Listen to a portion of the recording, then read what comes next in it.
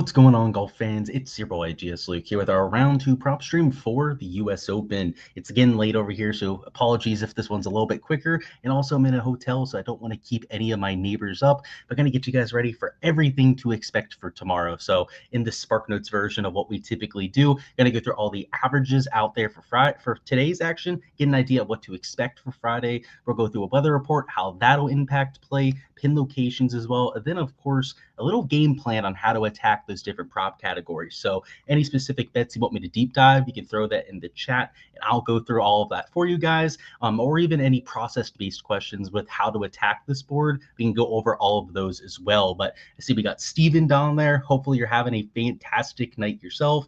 And he said the man is on the road and it's 10:30 p.m. Yeah, dude, it's been a long day. I definitely stayed a little bit over my share at the golf course today.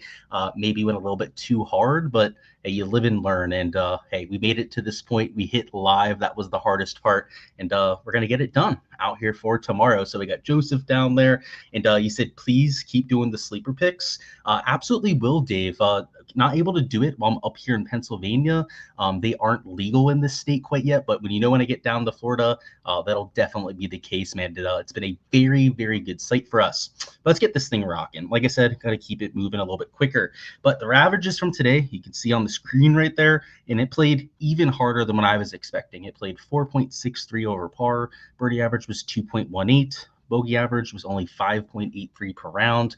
So even harder averages than 2016, which I think partially was due to the really hard pin setup, but also some of the changes they made to the golf course. It's longer.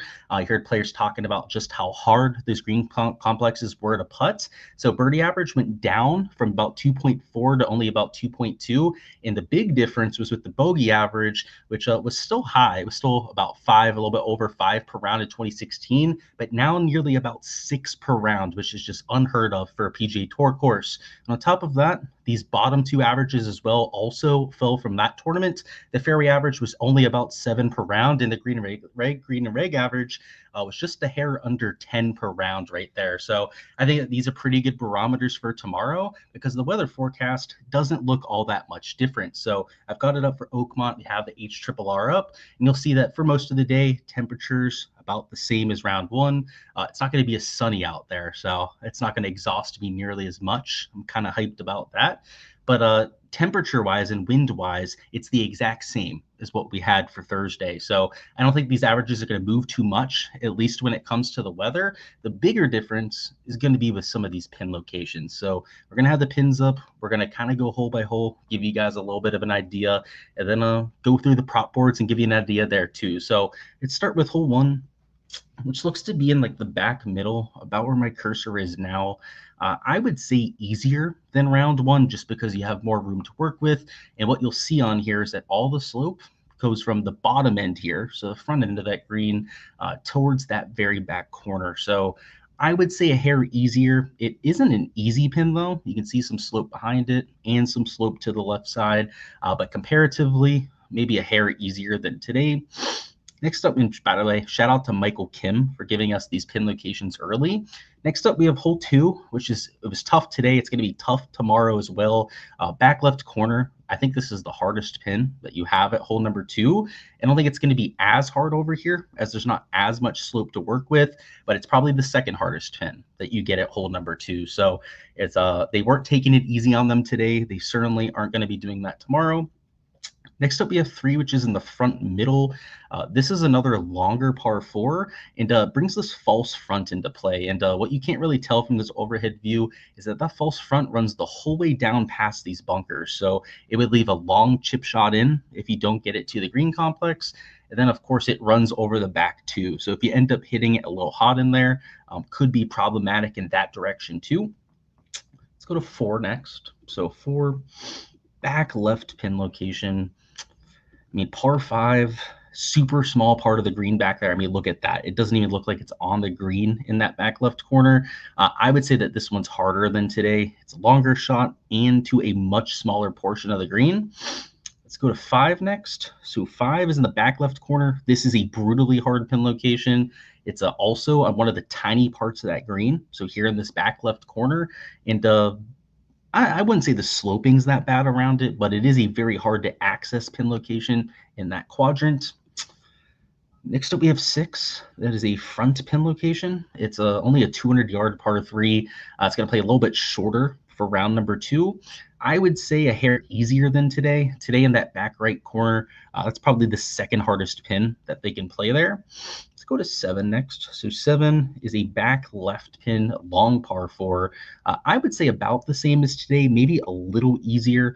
Only reason I say a little easier is that you don't have to deal with as much slope as what you had on the right side of that green today. Next up is the super long par 3. That's a back pin location, so this is going to be harder than today too.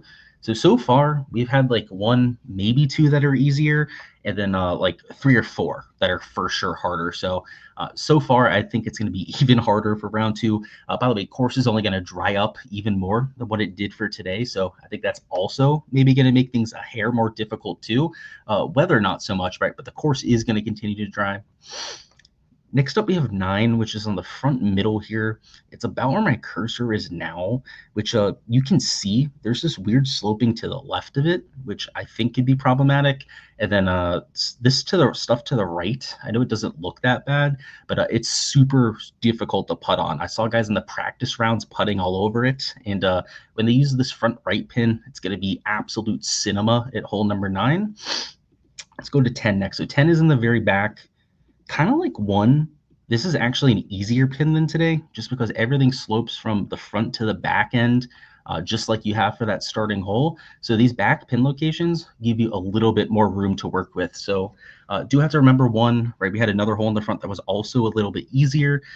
These guys aren't going to get out to as brutal starts, it looks like, in round number 2. Let's go to 11. 11, middle right pin, so it's 400 yards, layup par 4. About the same as today. I mean, it's about the same length as today. And also, I mean, the sloping looks maybe a little harder on the right side, but that would just be being nitpicky at that point. It's probably going to be about the same. Let's go to 12 next. 12 back right. Oh, boy. These par 5s are going to be hard. So everything does slope from front to back. It's on the same plane as 1 and 10 are. So it makes sense that they have the same kind of sloping. And it runs down that same hill, and that back right corner, it is going to be closer or easy to get close to in 2, I would say, but it's going to be really hard to get up and down for a birdie for there. Let's go 13 front pin. So 13 is a shorter par 3. This could be scoreable, I would say, because they already had it tipped out. They have some slope behind it that they can use to get it close to. So I think you're going to see some birdies at 13 for sure. Let's go 14 front right corner. So that's another short par 4. It is tucked over that green, or tucked over that sand bunker, I should say. So it's going to be tough to get it close, but I would say easier than today, just because it was way in that back left corner for round number 1. Let's go 15, front right, kind of towards the middle even. I wouldn't say truly a front pin location. This one looks easier than today. It probably will be a hair easier, but look at all that slope on that green, especially towards the front side. That is going to be even more so in play for round number 2. Let's keep going. 16 back left, longer par 3, about the same distance as today, but I would say a hair more difficult because this trench bunker to the left, which you can't really get a good view of it when we have the green view up, but look how narrow that is, how deep it is there too. If you miss in that bunker, it is death to that short side and that back left. 17 is drivable par 4. Front right pin is a lot easier than today. So there are some easier pins, like 13, this one, 1, 10, but enough that makes up for it that I think the scoring average isn't going to move much. And then finally, the last one is on the front right corner, which we'll see. It's down in a little low area, so I wouldn't say that one's hard, but I wouldn't say it's easy either, because the false front on that green is very severe. So kind of like the other ones, it runs off like 20 yards towards the front, but if you get it onto the green, you have this little slope behind it that's going to help you out. You could see some birdies there as well. So to go back to the averages, kind of give you guys an idea, I think the scoring might get, I actually think it's going to stay about the same. So that's why I had the hesitation there. I don't know if it's going to move that much, but what I will say is I think the birdie average might go up a bit. Maybe it's like 2.3, 2.4 per round. like you had in 2016. Bogey average, though, I think is going to stay the same, maybe even go up. Maybe it goes up to like 5.9 per round, some really hard ones, especially towards the middle to back end of both of those nines. It's tough to say because the pin locations here are so important when it comes to scoring, and it's kind of impossible to tell from some of the overhead views exactly how it's going to play.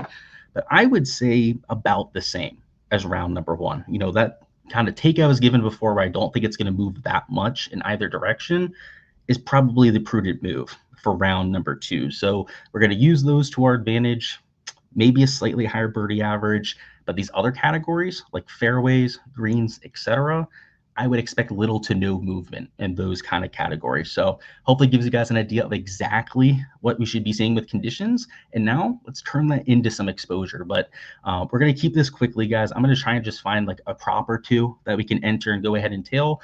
Vast majority of what I enter is going to be entered tomorrow morning when I can get a coffee in me, maybe be feeling a little bit fresher in the mind than what I am right now.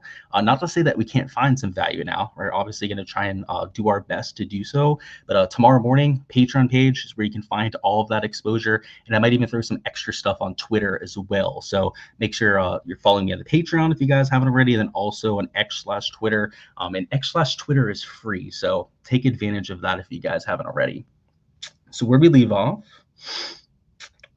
Hey, my friend, I know you had a blast today. I did. I appreciate that. And he said, need a couple strokes props. We'll see what we can find.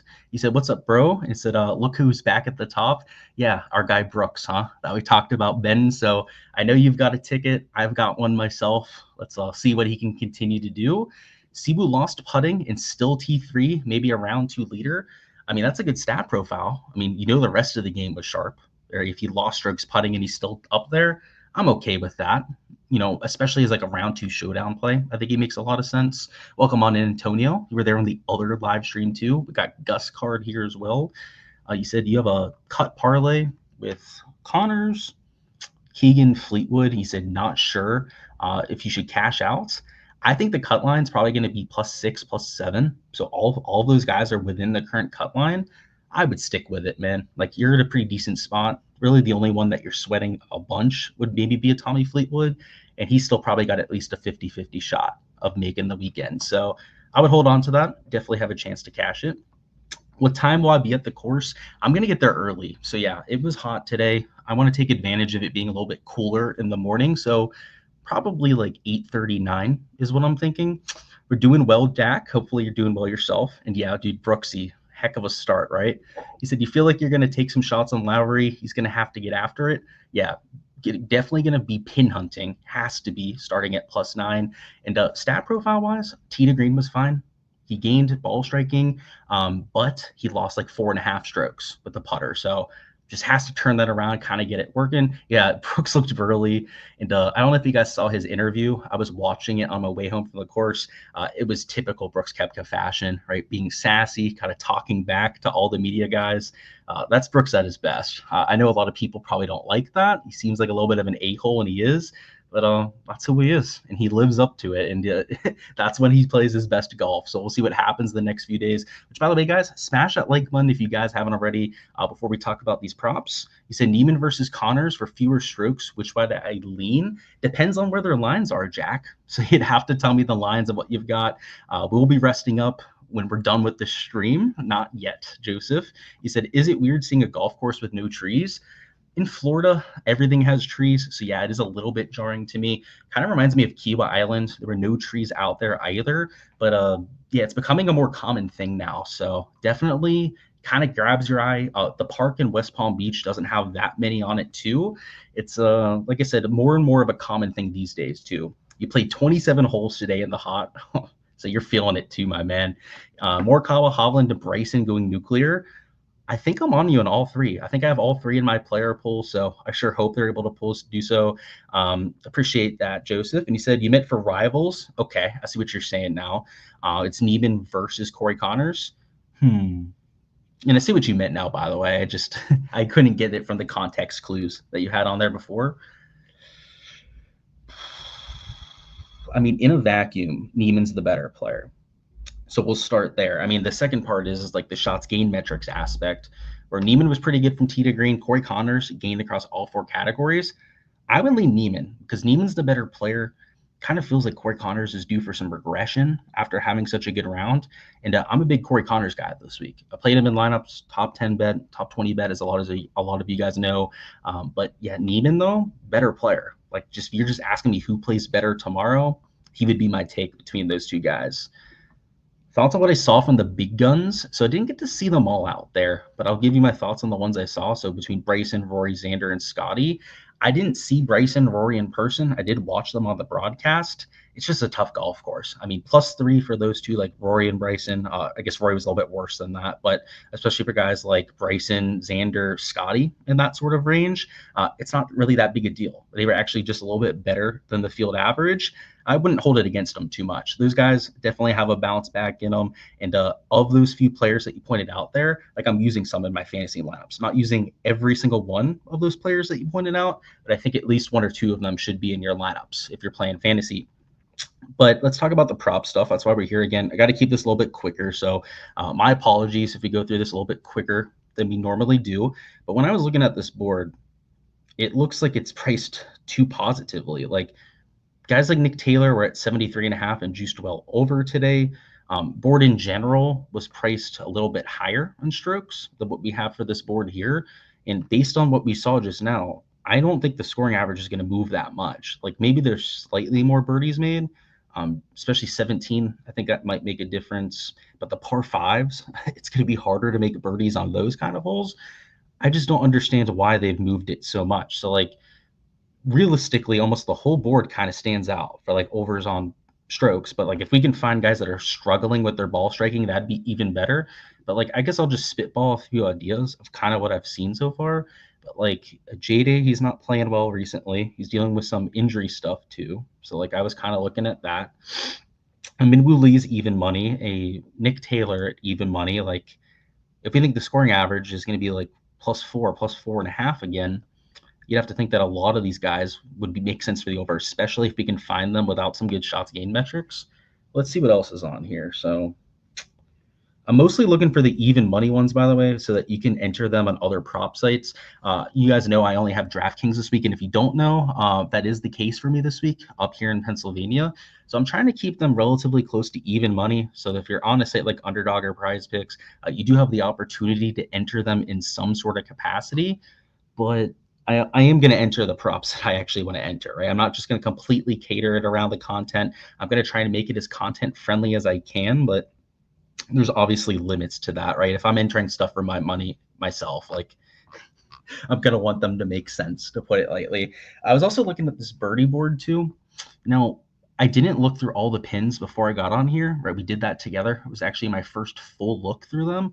I was thinking that these birdie lines might be a little high, like because just like the strokes lines, they're a little bit more positive than what they were for round 1. So like for example, Benny N was juiced way under for round 1. EVR2, I think he was like -150, -160 towards the under, and now he has a little bit of juice towards the under. So it kind of makes me wonder like whether you could take some unders on these as well. Like I know we were looking at some overs on strokes in the shopping cart as potential plays. But like same thing with these birdie lines, like maybe some unders could make sense. And I'm not talking about studs, or I'm not talking about Brooks, JT, but like a Minwoo, especially if we can find somebody that struggled with their approach play or ball striking. That could be a way that we could attack this kind of board. And like these -140s, -160s, like no thank you. Like sure, they project under, but that kind of juice is going to be really tough to want to play. But let's see if we can find like a good example of that. Like a lot of the lower tier guys, they do have worse projections, but like J-Day, maybe he'd be somebody I'd consider for an under at that 2.5. Tomorrow morning is where I'm going to decide on most of this exposure. We're at least going to try and enter a few things here together right now. Let's see, maybe I can find my favorite, and we'll take that in this category. The PM guys, it did play a little easier today in the PM, but I'm not so sure it's going to happen again tomorrow. If you guys want to see my full take on that, that is on the DFS live stream I did earlier on Ship It. Talked through really in depth what I think with the weather. Again, I got to keep this one a little quicker here, so I'll default you guys to that for the full weather talk. All right, so I was looking through these birdie lines. They actually have it priced pretty decently, at least on like the lower tier players. But like a Benny Ann, that one was kind of catching my eye when I was looking through that before. And then I hate that he's minus 150 juice, but like a Taylor, especially after his really rough start, he was kind of one of those players I was looking at for a fade too. But like all of these are the kind of players I'd be looking to kind of bet against. And I haven't fully been able to look at like the fairway board yet, but this also seems a little high on some players. Like they have guys at 8.5 that aren't really elite tier drivers. Like even Scotty minus 150 for the over 8.5. Like that feels pretty aggressive. Just to remind you, average was only 7.1 today. So that's why I say that. Not to say that Scotty's not accurate off the tee. He obviously is. It's just that there's a limit to that at some point where maybe it goes a little bit over the edge. Then they have a lot of these other guys at 7.5. But like, for example, Hideki Matsuyama is not an elite tier driver. Him being even money at 7.5 is probably too aggressive. And I don't know if he's the best like guy to attack for this just because he is a relatively accurate driver. But let me see who we can find at 7.5 that might not be as consistent of a accuracy guy. So like I know it's a lot of juice, but like Minwoo at that number would be the exact kind of guy I'd be looking to fade for that sort of prop. Rory minus 145. You hate the juice, but I agree with the lean. Definitely should be towards the under. And then maybe like Dietrich. I know Dietrich hit a bunch of fairways today, but normally a less than accurate driver. These would be the kind of props I'd be looking at. And we're going to pick our favorite up here. So let me actually bring up the shots gain metrics real quick. 1 second, guys, while I do that on the other tab here. Bring up Data Golf. I think they're the ones that have the live shots gained metrics that we can use. There we go. All right, so let's pick our favorite one. So Day, Minwoo, and then Nick Taylor are the ones we want to look at. So let's start with Minwoo. Lost 4 strokes ball striking, but yeah, I mean, he shot +7, so obviously. Day, a little bit better. And then it was Nick Taylor, right? Was the other one? And then Taylor was a little bit better. I mean, Minwoo was the one who played the worst. So if you're just trying to choose between those ones, that would probably be the best option. Now, these would be my favorite leans, I'd say, based on what we've seen so far. The Minwoo over on strokes, that Benny Ann under on birdies. I mean, it's tough to make birdies around here, especially when you're not an elite tier putter. That's why I like the under on Benny Ann. And then, yeah, the under on fairways on Dietrich, and then let's find a green regulation one too. Why not? Spread love across a few different categories. So just to remind ourselves, average today was just a hair under 10 per round to kind of contextualize what we see here. Actually, I take that back. Minwoo strokes kind of made sense, but this under on greens is even better in my opinion. So let's throw that one in there. The strokes line I think could make sense too. I might end up entering that myself. Let's see. 9.5 on Sanjay. That's disrespectful. In fact, like I would lean over, but minus 175. Forget it. I'm not going to bet that sort of thing. I mean, this Jason Day 10.5. I mean, it feels like you might even consider that for an under based on how he played today. Minwoo is just a little bit worse though, especially off the tee. So I kind of lean that direction. Let's see. Freaking Spawn got us today, huh? Went over by 0.5. That bastard. Would have been great if he would have just missed one more green on that -4 round. What else? PM was playing a little bit easier, so maybe these AM fades are the better way to go about it. You know what? Let's find one of those strokes fades to actually mix in, because obviously we took the Minwoo one out, ended up changing it to his greens regulation. Let's see. I could go Taylor, right? That was one of the. In fact, let's take Taylor, especially with his lack of real off the tee ability at this sort of golf course. These would be the 4 lanes that we mix in for the live stream. And of course, guys, to see exactly where I put my money on each of these kind of slates on top of what we talk here on the live streams, that is what the Patreon page is for. And obviously when I'm on the road, the content might have to be expedited a little bit due to circumstances, dealing with the traveling. But the Patreon page is always going to have my exposure, right? As soon as I enter things, I always post it over there. Averages posted for all my members earlier this evening. Also, weather reports out there for all of them as well as every single prop that I'm taking. And this week's a little different. Normally we're doing prize picks and underdog stuff, as a lot of you guys probably watch this content for and are watching this video right now for. But you guys know one thing that I really, really stand behind with my content, and I think a lot of people appreciate, is I don't just make up content. Like, I don't just play of the day like some people do, or I go and just post a play every single day as like a ladder play or something. Like, that's nonsense, right? You want to tell people that are entering stuff themselves, that believe in what they're entering and are trying to make money off it, right? That seems like a pretty straightforward thing to me. That's why I roll my eyes when I see content creators saying that it doesn't matter if they're betting it themselves. Yes, it does. I think it's nonsense if you're not betting it yourself and you're telling what other people to do. So that's why we're going to focus on my exposure, right? And it's not always, and that's kind of the idea with my channel too, is it's not meant to just be stuff to tail, right? That's never the idea. I'm always trying to give you guys the process, show you guys course conditions, let you guys get the research to attack everything for yourself, which is the idea of the Patreon page in this content. So that's why it's structured a little bit differently. That's why we're focusing on the sports books this week, because it's what I'm focusing on, right? And I'm not just gonna make up content for the sake of doing so like other people, because it's bullshit. It doesn't mean anything, right? It'd just be me looking at boards that don't matter for what I'm looking at. You can obviously use the information I'm giving and use it on some of those other prop sites, but this is a one-off thing, right? I'm only in Pennsylvania for 1 week this year. It's only going to be for this weekend, but I think a lot of you guys can probably learn a lot from how I'm attacking these sports books and how I look at these boards maybe a little bit differently than what you see on sites like Prize Picks and Underdog. So feel free to pick my brain if you guys have any questions about that strategy.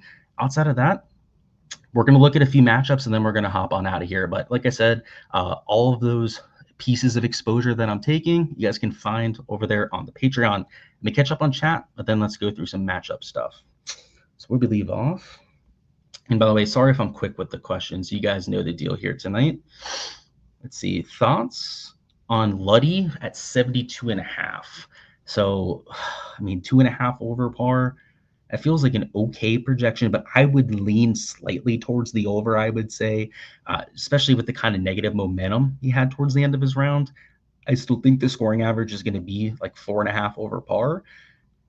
In the shoot of 72, right, that's gaining 2.5 strokes to the field. So that's probably why I'd lean in that direction. Ben Griffin Linsanity run, I think that's a good way to put it, man. It's going to come to an end at some point, but you better take advantage while you can. He said, you're just tuning in. This guy's grinding. I appreciate that, my man. He said, long ass day to be streaming at 11. We make it happen. Hey, I love this stuff, right? If I didn't love it, I wouldn't be up right now doing it. Let's be frank about it, right? If I didn't actually enjoy this, I wouldn't be doing it at 11 p.m. So, hey, I love you guys. I love this sport. I love breaking it down. So it's not really that big a deal to me, but I appreciate you guys showing love regardless, right? It does definitely help out with it too. Do I look at 3 balls or have I? I have not yet, Lenny. So you're in luck because we're about to do so. So just stay on for that in a second. And then he said, if not, do I like Brooks and Bobby Mack at plus 500? I like Brooks in general. I like Bobby Mack this week too. I'm going to have to see who they're playing against because I'm not sure who they're matched up against, but that might make some sense. Thoughts on the big Aussie Mark Leishman? You miss him on the tour. Great course fit here. Solid short game, high ball flight, which plays at an Oakmont Country Club. I think a lot of people had him on their betting cards this week because they kind of agreed with that sentiment. I think just overall solid guy and solid play. Nothing I can say about that. You said pick 6 has Bryson at 6.5 fairways. Over for sure, Steven. Even if the average is 7 per round, Bryson was laying up at times today. I would lean over, but I don't think it's a nuke towards the over. It's not the kind of line that's oh, I'm going to go run to the books and go and play that. But at the same time, I don't think it's a terrible lean either. You said, yeah, I appreciate giving you guys the info even while beat. Hey, you guys, like I said, I love it. It's not that big a deal to me. Let's go through some of this matchup stuff. So 1 second. My hair is going crazy under this hat. But let's try and find some long shots. I need to sip of this drink. Keep ourselves awake for this last 5 so minutes that we have here. Any last second questions you've got, hit us in the chat because after we get through these matchups, we're going to hop on out of here. And the only thing I ask, right, doing this live stream super late, is that you smash the like button, right? Just get this out there to more people. Subscribe if you guys haven't already, and join the Patreon page if you guys want all that exposure. Bridgman had good stats today. I mean, he could be a candidate. Brooks plus 145. I mean, JT's a baller too, though, but Lenny, I don't think that was a terrible lean on that Brooks one. Not going to take it myself, but I could see it at plus 145. Hmm. Zaynhood actually hit the ball decently today. He lost a whole bunch putting. Plus 235. Ugh, that's disrespectful too. And like, I like that even more than the Bridgman one that we were pointing out. Let's see, Spieth plus 195. You can't hang a number like that on my guy Spieth, especially after he gains like 4 strokes approach. Golly, and just to show you guys this, Spieth 3.6 strokes approach. Zaynhoot gained on approach, but was about a neutral with the putter. Could definitely see myself taking those two. Straka's now plus 165. I don't know if I can root for him, though. I'm really hoping he misses the cut at this event. And I like the guy. It's just that there are people like that were rooting against me for fading Sep. So now I'm rooting on their downfall, right? Because they wanted to be asshats to me. I think that's only fair, right? They deserve to get it spit right back at them. Berger plus 185. I took it today and it didn't really work out, but I don't think it's the worst play.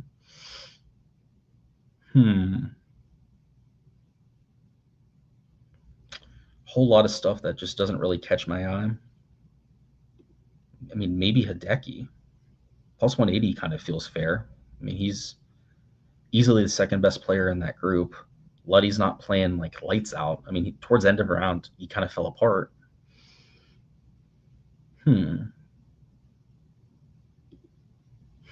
Well, I don't know if I could take Shane either. I mean, he was just a complete head case out there.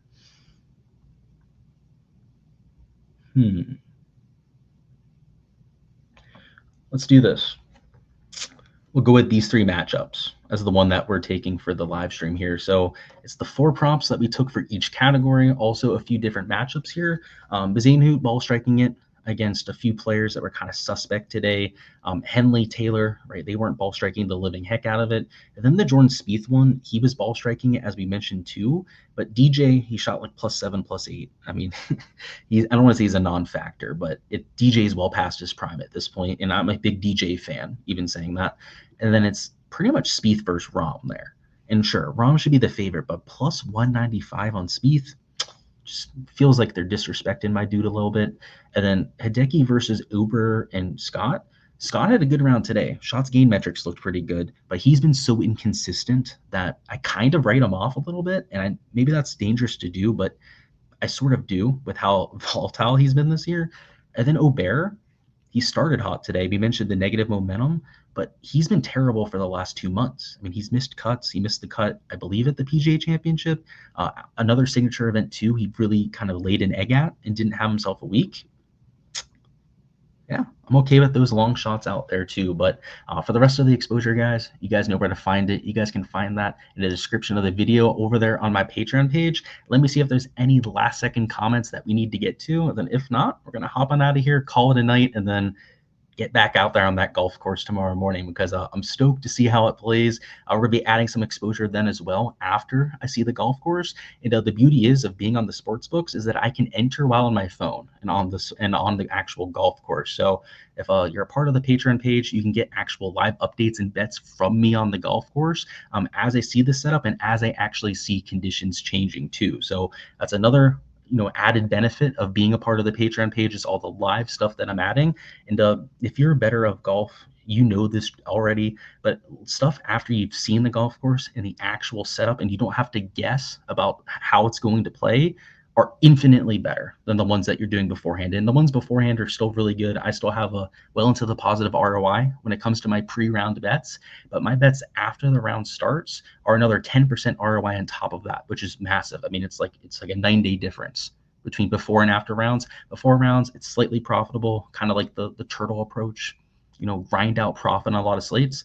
The after the lock stuff is like hate to like make it sound too good to be true, but it's like robbing me kind of stuff. Like just the sports books get hammered because they don't react quick enough to the averages coming in.